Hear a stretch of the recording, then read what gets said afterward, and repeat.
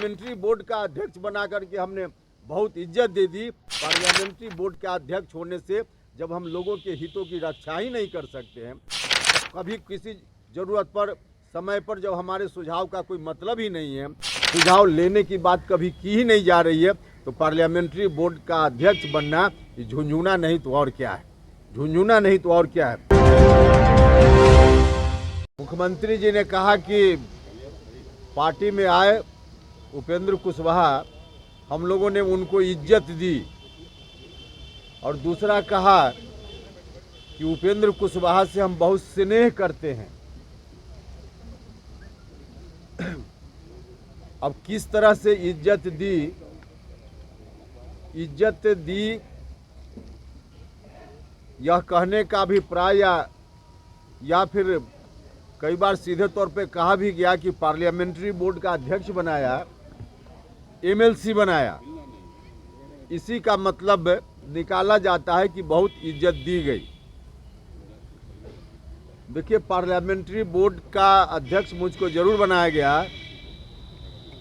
और जब बनाया गया था तो हमको भी लगता था कि पार्लियामेंट्री बोर्ड का जो दायित्व होता है पार्टियों में, उन दायित्वों को निर्वहन करने का अवसर मुझको मिलेगा, और उस अवसर के कारण पार्टी के कार्यकर्ताओं के हितों की रक्षा हम कर पाएंगे। लेकिन बाद में पता चला कि पार्लियामेंट्री बोर्ड का जो अध्यक्ष मुझको बनाया गया, तो सीधे तौर पे एक झुंझुना मेरे हाथ में थमाया गया। पार्लियामेंट्री बोर्ड का अध्यक्ष मुझको जिस दिन बनाया गया था, उस दिन पार्टी के संविधान में पार्लियामेंट्री बोर्ड के अध्यक्ष के बारे में कुछ नहीं लिखा हुआ था। बाद में संशोधन जरूर हुआ संविधान में, और उस संशोधन के हिसाब से उसमें यह बात लिखी गई कि पार्टी के राष्ट्रीय अध्यक्ष संसदीय बोर्ड के अध्यक्ष एवं सदस्यों का मनोनयन करेंगे। राष्ट्रीय अध्यक्ष मनोनीत करेंगे पार्लियामेंट्री बोर्ड के अध्यक्ष को भी और पार्लियामेंट्री बोर्ड के सदस्यों को भी। अब पार्लियामेंट्री बोर्ड का अध्यक्ष राष्ट्रीय अध्यक्ष मनोनीत करेंगे, यह बात तो समझ में आती है, लेकिन पार्लियामेंट्री बोर्ड के सदस्यों के मनोनयन का भी कोई अधिकार पार्लियामेंट्री बोर्ड के अध्यक्ष को नहीं रहेगा। यह बात पार्टी के संविधान में संशोधन के बाद भी यही स्थिति है। अब पार्लियामेंट्री बोर्ड का हम अध्यक्ष बन गए, और उसके बाद हम सदस्य भी मनोनीत नहीं कर सकते हैं, इसका क्या अर्थ है? और ठीक है कि मनोनीत करने का अधिकार हमको नहीं दिया, लेकिन 2 साल में आपने स्वयं भी तो हमारे साथ जो पार्लियामेंट्री बोर्ड कमेटी होती, उस कमेटी के सदस्यों का मनोनयन नहीं किया। तो पार्टी ने सदस्यों का मनोनयन नहीं किया और मेरे हाथ में अधिकार भी नहीं दिया, सीधे पार्लियामेंट्री बोर्ड का अध्यक्ष मुझको बना दिया गया।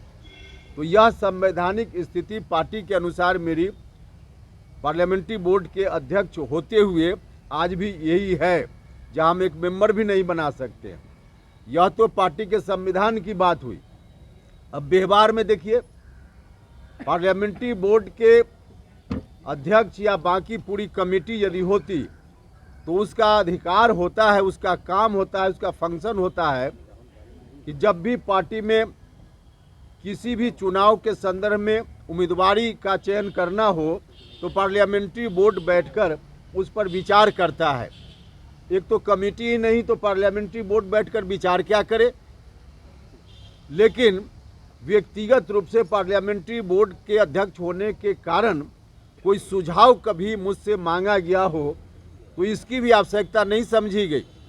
कई चुनाव हुए, विभिन्न विधानसभा क्षेत्रों में उपचुनाव हुए, एमएलसी के चुनाव हुए, स्थानीय निकाय से जो एमएलसी का चुनाव होना था उसमें उम्मीदवार चयन करने की स्थिति आई।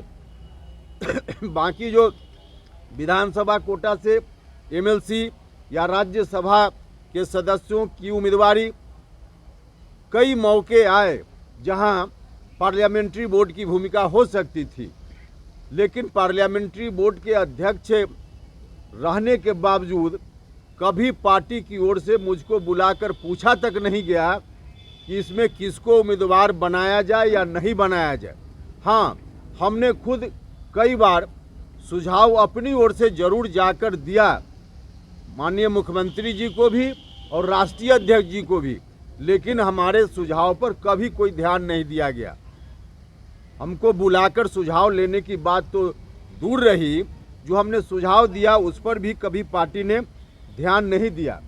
और सुझाव देने के क्रम में सिर्फ एक चीज़ हम चर्चा करेंगे, अगर हमारी बात गलत होगी तो राष्ट्रीय अध्यक्ष जी खंडन कर सकते हैं, प्रतिक्रिया दे सकते हैं, या माननीय मुख्यमंत्री जी भी बोल सकते हैं।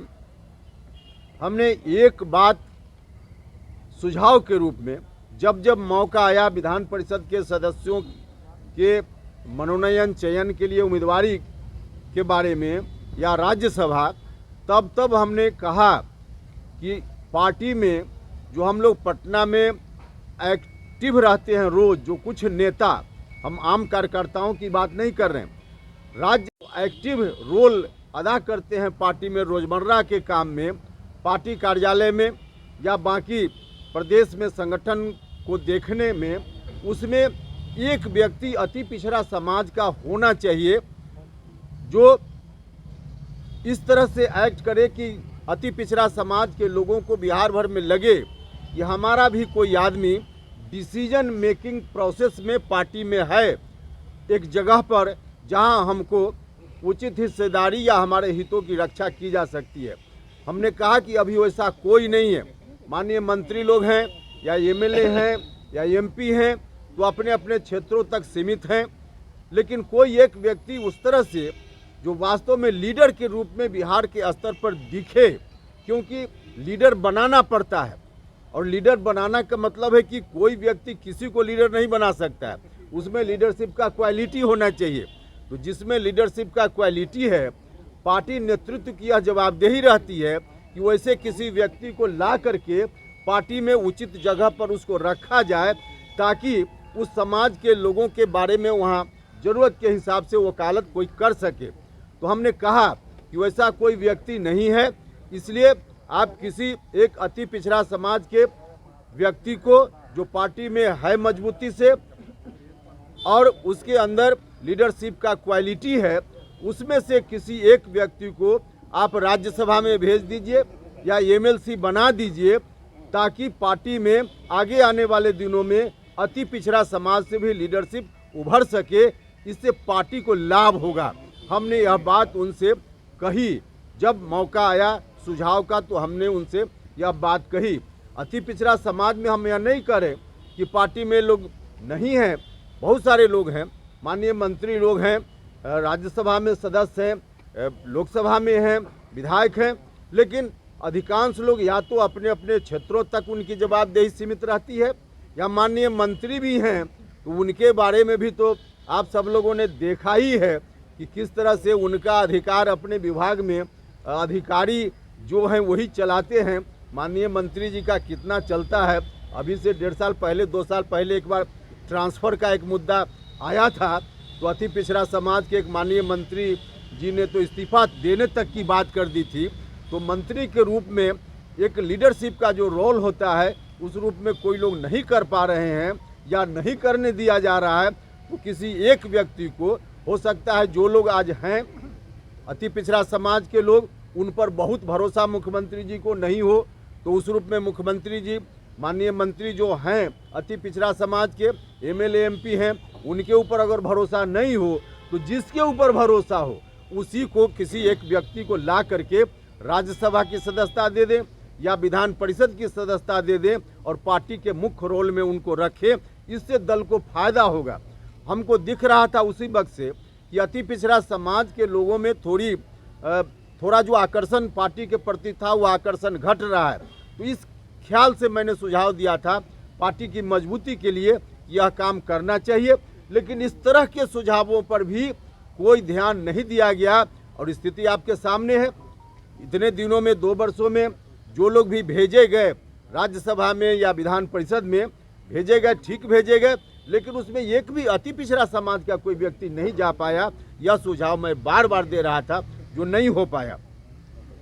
अब इस स्थिति में यह कहना कि पार्लियामेंट्री बोर्ड का अध्यक्ष बना करके हमने बहुत इज्जत दे दी, पार्लियामेंट्री बोर्ड का अध्यक्ष होने से जब हम लोगों के हितों की रक्षा ही नहीं कर सकते हैं, कभी किसी ज़रूरत पर समय पर जब हमारे सुझाव का कोई मतलब ही नहीं है, सुझाव लेने की बात कभी की ही नहीं जा रही है, तो पार्लियामेंट्री बोर्ड का अध्यक्ष बनना झुंझुना नहीं तो और क्या है, झुंझुना नहीं तो और क्या है।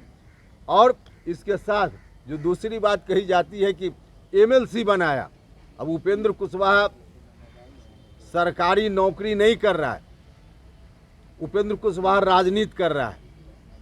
और एमएलसी बनना, एमएलए बनना किसी भी राजनीतिक कार्यकर्ता के लिए सरकारी नौकरी नहीं होती है या नौकरी नहीं होती है, पॉलिटिक्स होती है, जहां रहकर वह अपने लोगों के हितों की रक्षा कर सके, जहां रहकर पार्टी का जो नीति सिद्धांत है उसको आगे बढ़ा सके, समाज में जो अन्यायपीड़ित लोग हैं उनको न्याय दिला सके।